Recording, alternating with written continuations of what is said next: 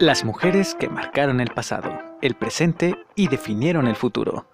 Bienvenido a Madres de la Historia, con Alejandro Dudkiewicz.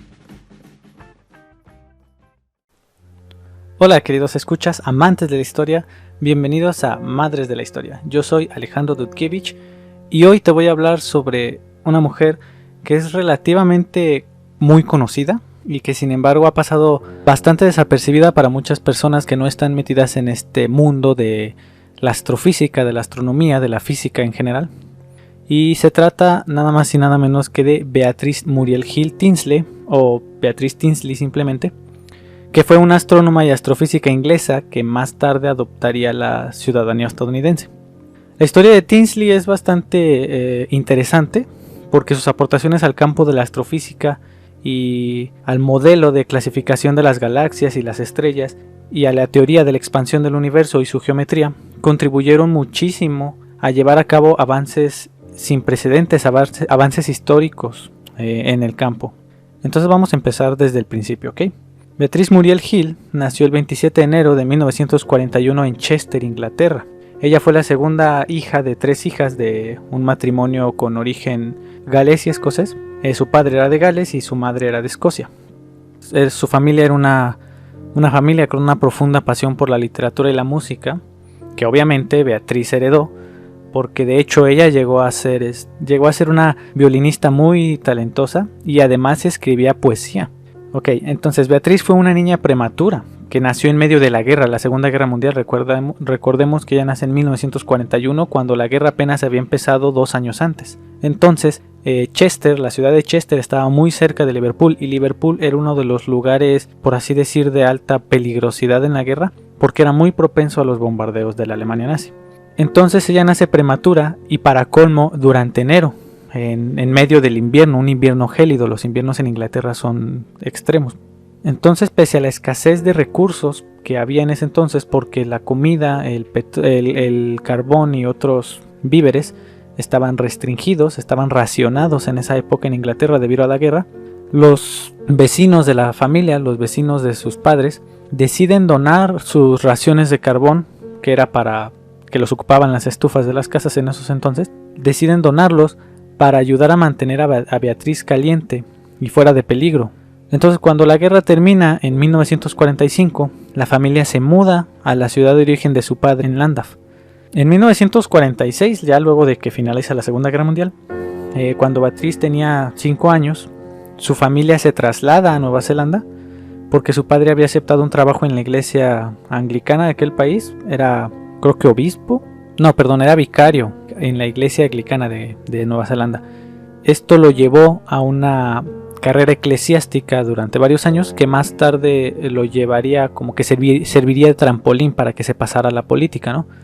Entonces se trasladan a Nueva Zelanda, y debido a que pues se habían trasladado de muy jóvenes, bueno, Beatriz tenía apenas 5 años, se le pega ese acento, ese ligero acento característico de Nueva Zelanda, sobre todo de Nueva Zelanda, de la isla del sur, que es conocido como kiwi, que aunque no difiere mucho del inglés de Inglaterra, por ejemplo, que no tiene regionalismos, que no tiene palabras características de esas provincias, es un poquito bastante difícil de entender si los turistas no están acostumbrados a ese acento.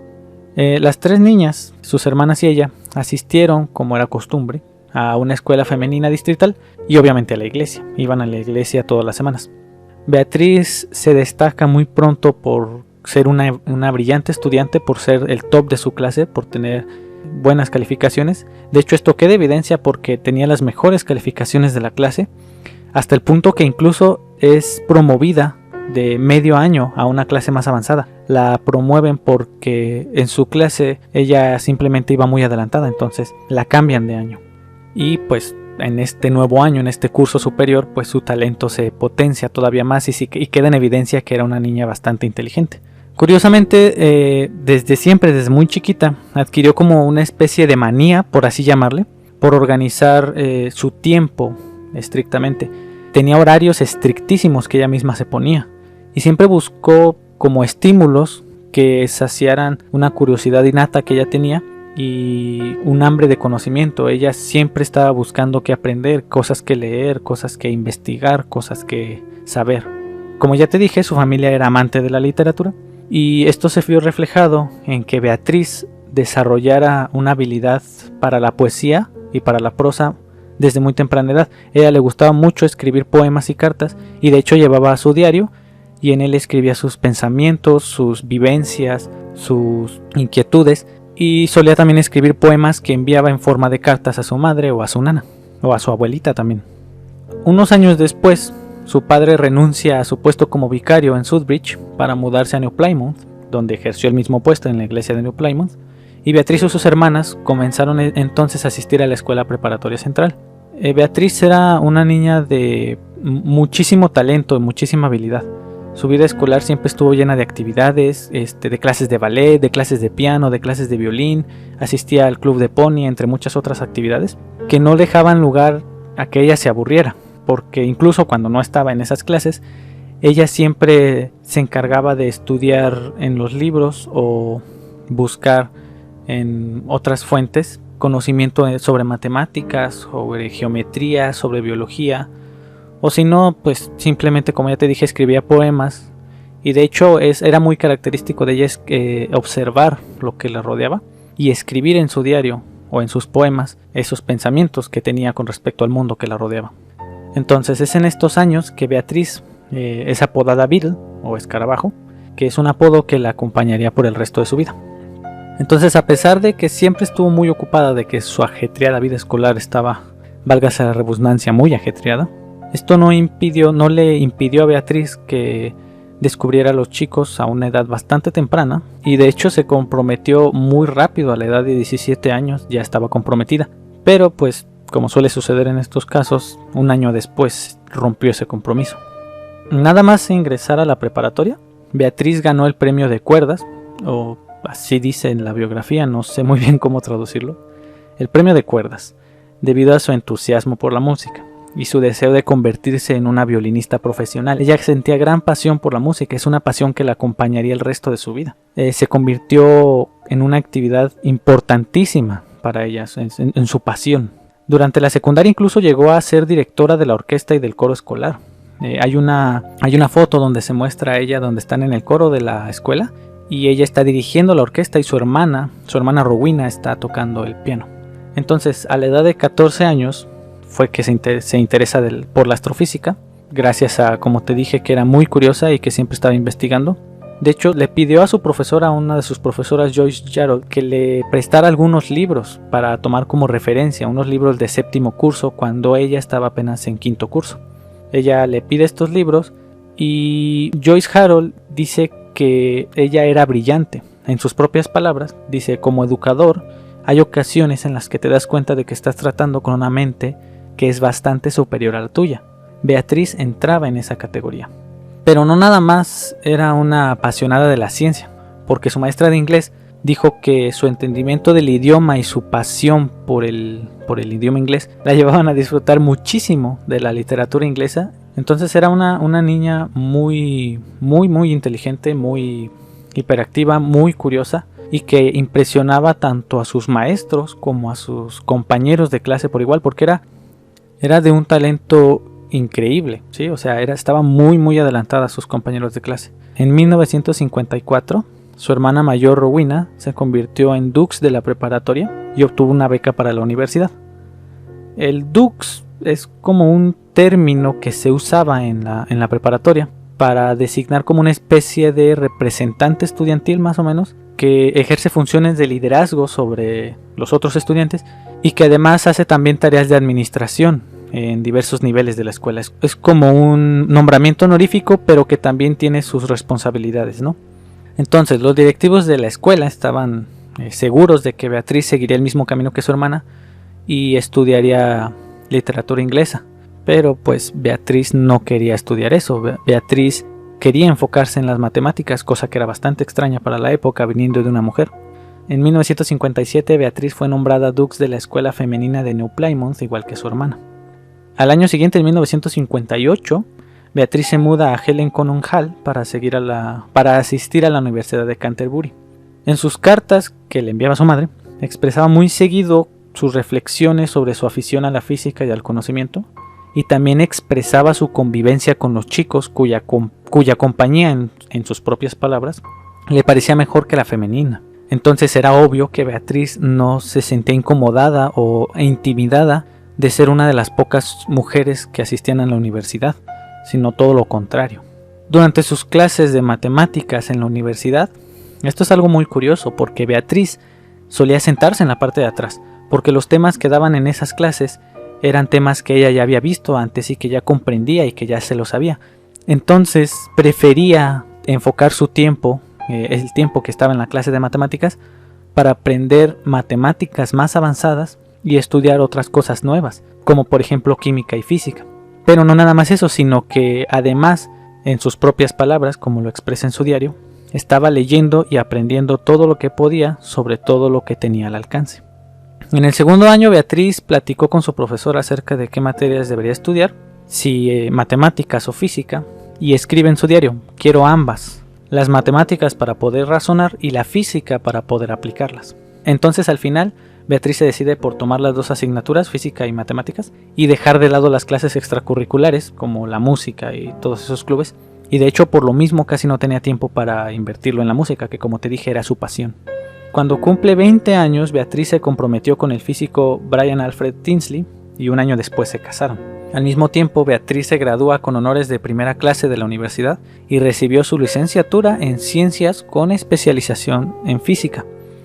Sus calificaciones fueron de 10, o sea, literalmente un 10 en absolutamente todas las asignaturas que llevó. Esto es increíble. En ese mismo año, Beatriz publica su tesis, que es la teoría del campo cristalino de nitrato de magnesio y neodimio, que curiosamente no era sobre astronomía, que era su pasión, sino sobre física y química. Con esta tesis obtiene gran reconocimiento y en ese mismo año recibe el premio Haydn de física y también la beca conmemorativa Charles Cook Warwick House de la Universidad de Canterbury.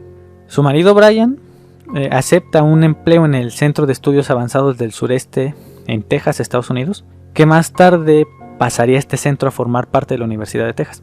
Entonces el comité de becas de la Universidad de Canterbury permitió, como que a regañadientes, por así decirlo, que Beatriz mantuviera su beca en este centro, en el Centro de Estudios Avanzados del Suroeste. Y así, de esta forma, Beatriz y Brian volaron desde Nueva Zelanda a Texas en octubre de 1963. Al principio Beatriz se emplea como profesora de física de secundaria, pero luego obtiene una beca para investigar en el Centro de Estudios Avanzados del Suroeste en Dallas. El problema era que esta institución no tenía ningún centro o ningún programa de doctorado en astronomía, que era lo que ella quería hacer. Entonces tuvo que inscribirse en el que se acababa de fundar ese mismo año en la ciudad de Austin, en Texas, en la Universidad de Austin. Con respecto a esto, Beatriz escribió en su diario: grandes cambios están en marcha en mi vida. En septiembre me inscribo en el Departamento de Astronomía de la Universidad de Texas en Austin para un doctorado. El sistema estadounidense es diferente al de Nueva Zelanda. Tendré que asistir a conferencias y hacer exámenes durante 2 trimestres y luego hacer una tesis. Austin está a 200 millas de distancia. Esto es un problema, pero es soluble y vale la pena. Entonces, de esta forma, Beatriz tenía que tomar un avión todos los martes con destino a Austin, donde alquilaba una pequeña habitación y todos los gastos de alquiler, de transporte, de comida, etc. los tenía que pagar con los fondos de su beca. Entonces esto a la larga la lleva como una especie de depresión, por así decirlo, por su estancamiento científico y por no tener a su bebé. Beatriz creía que la mejor forma de emplear su tiempo era complementar su trabajo en el centro de investigación con el papel docente, que a ella le gustaba mucho enseñar, como lo había hecho antes. Siento mucho que estaría mucho más satisfecha haciendo también la docencia, no toda la investigación, escribió. Lo de que no tenía a su bebé se refiere a que Beatriz y Brian habían decidido adoptar un niño. Alan Roger Tinsley se llamaba, que nació en Nueva Zelanda en 1966. La adopción de Alan trajo un cambio muy notable en Beatriz, que estaba encantadísima con el niño y parecía muchísimo más alegre que antes. De hecho, de una de sus antiguas compañeras de la universidad recibió su visita en Nueva Zelanda y escribe sobre ella que se veía encantada, que se veía muy entusiasta, muy animada, que la adopción de Alan le había traído como que nueva energía. Entonces la principal prioridad de Beatriz era cuidar de Alan, de su hijo. Ser madre era su prioridad número 1.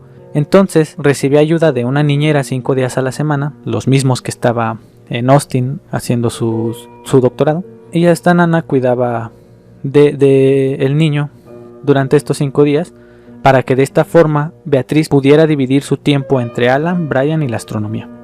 Beatriz consideró, debido a que pues estaba muy ocupada, que era mucho más rápido escribir ella su propia tesis en lugar de llevarla con un mecanógrafo a quien tendría que explicarle los cambios y corregir errores, y aparte tenía que ocuparse de Alan. Entonces lo que hace es que escribe y presenta su propia tesis, que lo hizo en tiempo récord, lo hizo en 1 año, y esto dejó impresionados a todos porque no solo se había tardado muy poquito en escribirla, sino que además este trabajo, cuyo punto era la evolución de las estrellas y las galaxias, marcó un paradigma en el campo, y de hecho aún a día de hoy sigue siendo un referente para la astrofísica. El trabajo que ella publicó como tesis sigue siendo citadísimo en muchos trabajos y muy consultado. No soy físico ni nada por el estilo, pero voy a tratar de explicarte más o menos y a grandes rasgos el tema central de esta tesis, que como te digo revolucionó la astronomía, en base a lo que he podido investigar sobre ella. La tesis se centraba en la evolución de las galaxias a lo largo del tiempo y su importancia en la expansión del universo, porque en esos entonces se pensaba que las diferencias entre una galaxia y otra se debían únicamente a efectos cosmológicos, o sea, a características del propio universo. Sin embargo, Beatriz plantea una idea que hasta entonces no había sido considerada, que la vida y la evolución de las estrellas que habitaban las galaxias condicionaba la evolución de las mismas galaxias, porque, como seguro sabrás, cada estrella tiene una evolución, un tiempo de vida desde que nace hasta que muere. Entonces Beatriz creía que esta evolución era fundamental para entender la forma en la que el universo evoluciona y se expande, para entender la geometría universal.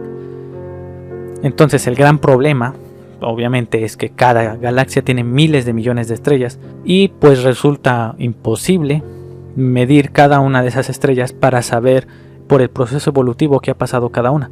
Entonces es por esto que Beatriz creó una clasificación para cada estrella, agrupándolas de acuerdo a su masa y en función de sus características, pues todos sabemos que las estrellas de características similares evolucionan de forma similar.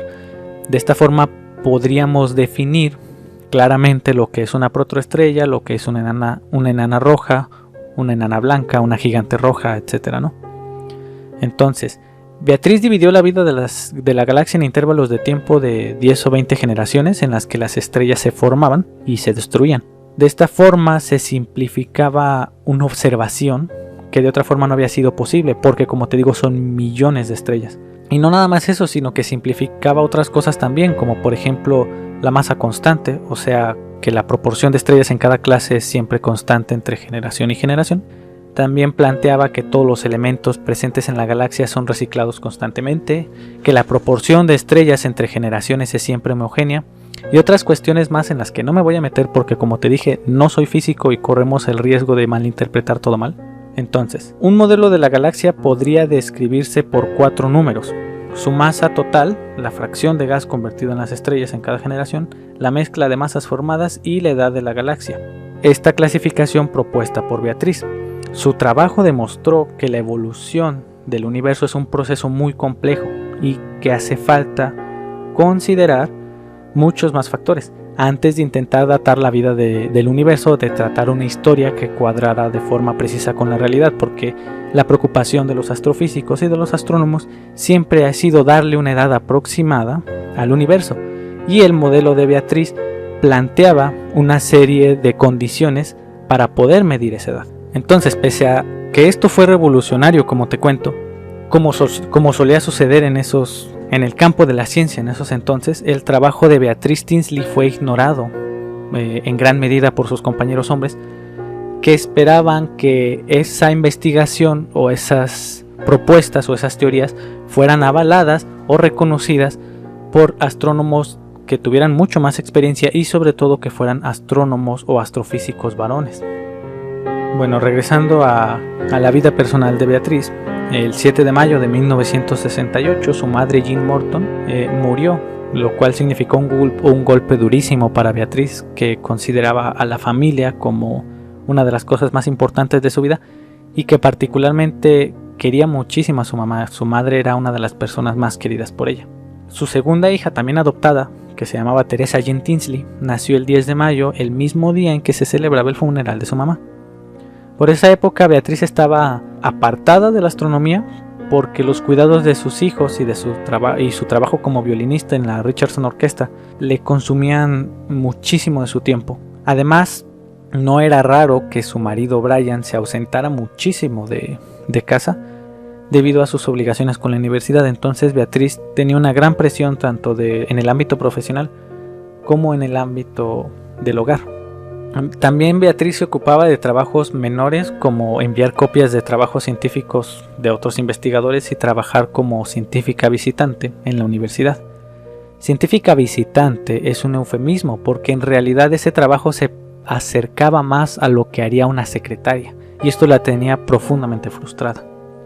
Luego consigue un modesto empleo en la National Science Foundation. También escribió y criticó duramente la discriminación de la mujer en el campo de la ciencia y la astronomía. Normalmente la mujer era dejada de lado o no eran tomadas en serio por sus compañeros hombres, que sí recibían el reconocimiento completo por su trabajo.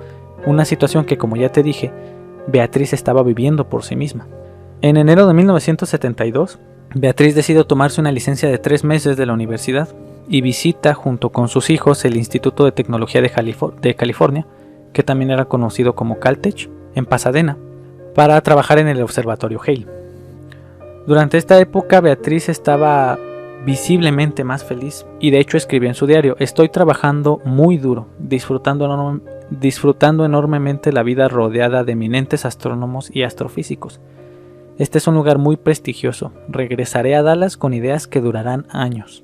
Cuando Beatriz asistió a una reunión de la Sociedad Americana de Astronomía en 1972, lo hizo con mucho entusiasmo, estaba muy emocionada y conoció a grandes científicos, a grandes astrónomos.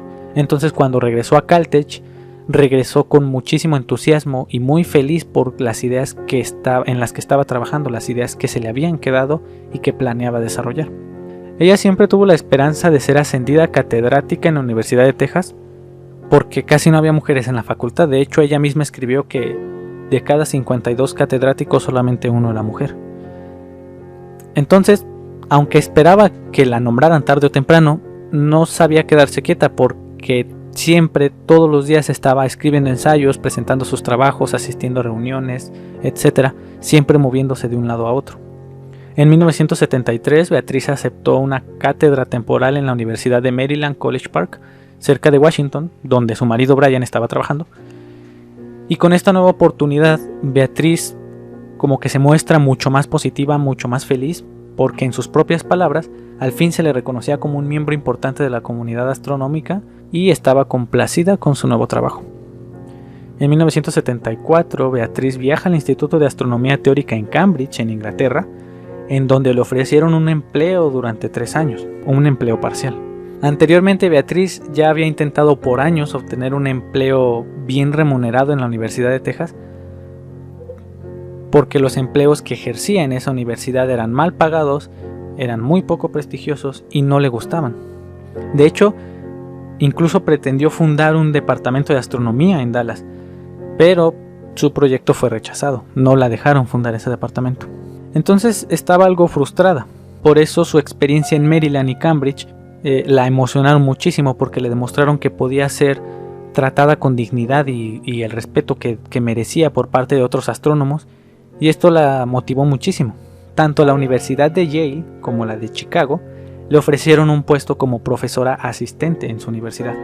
De hecho, hay una anécdota muy interesante porque uno de los directivos de la Universidad de Dallas, durante una reunión de científicos en la que Beatriz asistió, vio a Beatriz, que estaba ahí con ellos, y se acercó y le dijo: oiga, usted me mandó una carta, ¿verdad?, que quería un puesto en nuestra facultad. No se preocupe, le contestaré pronto. Y ella, muy quitada de la pena y muy feliz, le contestó: no se preocupe, me estoy decidiendo entre Chicago y Yale. Porque claro, ya era demasiado tarde. Entonces, en 1975, Beatriz y Brian se divorciaron luego de años de problemas matrimoniales, principalmente debido a la separación, porque como ya te dije, Brian siempre estaba ausente. Y Brian obtiene la custodia de los niños y Beatriz está de acuerdo con esta decisión porque en su opinión Brian era un excelente padre y quería que sus hijos amasen a sus padres por igual, por lo que decidió visitarlos muy seguido y su separación se dio en buenos términos. Y entonces, para poder estar cerca de sus hijos, Beatriz se decide finalmente por el puesto de profesor asistente en Yale. Fue en ese mismo año que Beatriz, en asociación con su colega y amigo James Edward Gunn, un astrofísico, publica en una prestigiosa revista un trabajo de investigación adelantadísimo a su época. Porque vamos a ver, antes de la década de 1990 la comunidad científica estaba convencida de que la expansión del universo no podía mantenerse constante, ¿sí? Que de algún momento a otro, esta debía parar por efecto de la gravedad que actuaría, por así decirlo, como un freno, compensando esta expansión de alguna forma. Entonces, este freno gravitatorio provocaría que la expansión del universo desacelerara en algún punto. Esto era como un hecho prácticamente. Y no fue sino hasta 1998 cuando los descubrimientos hechos por el telescopio Hubble demostraron que la expansión del universo no solo continuaba, sino que se estaba acelerando con el paso del tiempo, lo cual llevó a un descubrimiento sin precedentes y que revolucionó la historia de la astrofísica. Pero, ¿qué pensarías si te digo que 20 años antes, Beatrice Tinsley y Edward James Gunn ya habían propuesto este hecho? Pues sí, aunque no lo creas, en un trabajo titulado Un universo en aceleración, que como ya te dije fue publicado en una prestigiosa revista de la época, la Nature se llamaba, en el resumen de este artículo se lee: la nueva información de los diagramas de Hubble junto con las restricciones dadas por la densidad del universo y las edades de las galaxias sugieren que los modelos cosmológicos más admisibles tengan una constante cosmológica positiva, sean cerrados y tan densos para formar deuterio en el Big Bang y se expanden por siempre. O sea, básicamente proponía lo que ya te dije, que el universo no solo se seguía expandiendo, sino que se aceleraba su expansión. Es increíble el contenido de este trabajo porque no solo ponía en duda las teorías que hasta ese momento eran prácticamente leyes en la astrofísica, sino que desechaba el actual modelo universal y proponía uno totalmente nuevo. Era un trabajo revolucionario, era un trabajo innovador y de hecho era muy arriesgado también. Y puso sobre la mesa cuestiones como la energía oscura, que hoy en día sigue suscitando tantas dudas y tantas incógnitas. Bueno, como te dije, Beatriz optó por trabajar en la Universidad de Yale en 1975, donde pudo convivir más con su amigo y chelista, el astrónomo Richard B. Larson, con quien ya había trabajado con anterioridad varias veces, y entre ambos se formó una relación sentimental bastante cercana, aunque nunca se casaron. Ese mismo año, en 1975, en marzo concretamente, Beatriz recibiría la beca Alfred P. Sloan, lo que le permitió contar con el dinero suficiente para continuar con sus investigaciones y sus trabajos, y le permitió financiarse viajes a Inglaterra, a San Diego, a Berkeley, a Cambridge, a Santa Cruz, a New Haven, etc. Obviamente con fines científicos y para asistir a conferencias y reuniones astronómicas. En este punto Beatriz estaba en el apogeo de su carrera, en el clímax de su carrera, y es aquí cuando se asocia con estudiantes, investigadores, pregraduados y una gran variedad de científicos, con los que publicó un sinfín de obras sobre la evolución estelar, la vida de las galaxias, las pistas evolutivas para estrellas de diferentes características, y trabajos sobre las diferentes galaxias, como por ejemplo las espirales y las elípticas, las gigantes y las enanas, etcétera, etcétera. De hecho, el conocido libro que escribió con Larson, titulado Propiedades fotométricas de modelos de galaxias esféricas, que trata acerca de la formación estelar en galaxias interactuantes y peculiares, sirvió para cuantificar las propiedades de lo que se conoce como galaxias starburst. Las galaxias starburst son galaxias cuya tasa de nacimiento de estrellas es muy superior a la de una galaxia normal. Tienen muchísimo más índice de nacimientos de estrellas. Beatriz también continuó con el estudio de diversos modelos cosmológicos, siendo de hecho uno de los pocos astrofísicos que defendió la existencia y la relevancia de una constante cosmológica que Albert Einstein ya había planteado décadas antes. En 1978 Beatriz fue promovida a profesor de astronomía en la Universidad de Yale, porque te recuerdo que ella no era profesora, era profesora asistente. Y junto con este cargo se le nombra directora de los estudios de posgrado. lo que la tenía bastante emocionada, aunque como ella misma expresó prefería dedicarse a dar clases y llevar a cabo sus investigaciones, porque durante ese primer semestre no dio clases, sino que se enfocó de lleno en su trabajo como directora. De todos modos, ella estaba muy feliz, porque podía ocuparse en la ciencia y además ayudar a los estudiantes que lo requerían. Ella, como te digo, siempre quiso ser maestra y le gustaba mucho ejercer la docencia. Como ya te dije, Beatriz Tinsley estaba en el clímax de su carrera científica, cuando la tragedia se hizo presente. Un inesperado cáncer de piel le fue detectado en 1978, que luego se confirmó que se trataba de un melanoma que se había alojado en su pierna. Un melanoma es un tipo de cáncer, que es el tipo de cáncer más común. De hecho, el primer diagnóstico que le dieron es que solo tendría el 50% de probabilidades de vivir. A pesar de esto, Beatriz no se dio por vencida y decidió enfocar sus esfuerzos en luchar contra la enfermedad y enfocarse en sus deberes con sus estudiantes, así como proseguir con sus investigaciones. Seguía atendiendo a diversas reuniones astronómicas en todo el mundo a pesar de su enfermedad y se sometió a varios tratamientos para tratar de mitigar el cáncer que la estaba matando. Sin embargo, y pese a que siguió trabajando duramente durante 3 años más, finalmente murió el 23 de marzo de 1981 cuando solamente tenía 40 años. Beatriz Tinsley fue una mujer incansable, curiosa, exigente y soñadora, no solamente exigente con otros, sino también con ella misma. Desde temprana edad mostró una inteligencia sin igual y un talento como pocos, características innatas de ella. Y estas características, sin embargo, no impidieron que ella conservara su humildad y su buen sentido del humor. Era una persona muy humilde y que siempre se preocupaba por los demás. Tenía muchísimo aprecio por su familia, que consideraba que era su tesoro más valioso, y apreciaba la amistad de sus colegas y sus compañeros. La amistad era uno de los aspectos de la vida más importantes para ella. Odiaba la hipocresía y siempre buscaba la justicia y ayudar a los que más necesitaban de ella, ya fueran estudiantes o colegas científicos. Ella era una mujer incansable, como queda demostrado con su biografía. Y de hecho, prueba de esta determinación es no darse por vencida por el cáncer y seguir hasta donde el destino la llevara, hasta las estrellas, a los confines del universo que durante toda su vida había sido objeto de su atención y la había fascinado tantísimo. Te recomiendo mucho que busques sobre Beatriz Tinsley. Hay algunas biografías publicadas que puedes leer gratis en internet y si tienes oportunidad de comprarlas también te las recomiendo mucho. De hecho, su papá, porque ella y su madre fueron las primeras miembros de su familia en morir, sus hermanas y su papá sobrevivieron, al igual que su esposo y sus hijos, obviamente.